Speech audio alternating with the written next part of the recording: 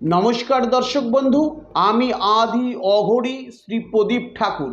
আজকে আমি আপনাদের প্র্যাকটিক্যাল যেটি দেখাতে চলেছি, আমার হাতে দেখতে পাচ্ছেন কিছু পদ্ম বীজ রয়েছে। একে কেউ বলে মাখানি, কেউ বলে পদ্ম বীজ। এই পদ্ম বীজের দ্বারাই আপনি কিন্তু আপনার মনের মানুষকে চিরতরে আপনার মনি কোঠায় রাখতে পারবেন। কি করবেন?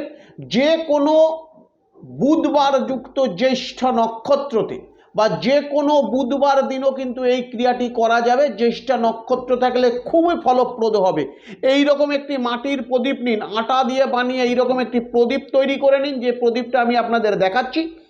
এই প্রদীপের মধ্যে একটু কর্পূর দিন, কর্পূর দিয়ে এইরকম একটু কর্পূর দিয়ে প্রদীপটাকে জ্বালিয়ে নিন।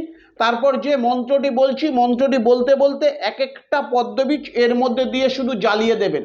আপনার সম্পর্ক ভেঙে গেছে, আপনার প্রতি তার ভুল ধারণা তৈরি হয়েছে, আপনাকে সে পছন্দ করতে পারছে না, আগে সম্পর্ক ছিল, সেটা আপনার প্রেমিকা হোক, সেটা আপনার কোনো বৌদির সঙ্গে রিলেশন থাকুক বা অন্য কোনো মেয়ে ছেলের সঙ্গে রিলেশন থাকুন, সমস্ত রিলেশনের বাধা কাটিয়ে সে কিন্তু আপনার কাছে পাগলপানা হয়ে ছুটে আসবে যদি নিজের বাড়িতে বসে আপনি এটা কি করতে পারেন। কি করবেন?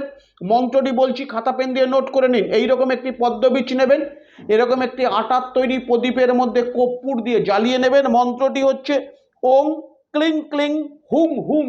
অমুকের জায়গায় আপনি যাকে ভালোবাসেন বা যার সঙ্গে আপনার সম্পর্ক ছিল, আজকে নষ্ট হয়ে গেছে, তার নাম বশীকরণে স্বাহা।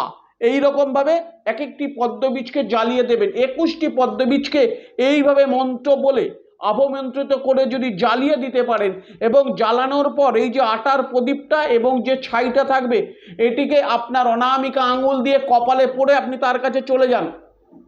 দেখবেন যত ভাঙা সম্পর্ক থাক, সে কিন্তু আপনাকে কোনোদিন ভুলতে পারবে না, তার মণিকোঠায় আপনাকে কিন্তু আবার স্থান দেবে। অবশ্যই এটি ফলপ্রদ টোটকা, ইউজ করুন, অবশ্যই ফল পাবেন। নমস্কার দর্শক বন্ধু, সুস্থ থাকুন, ভালো থাকুন।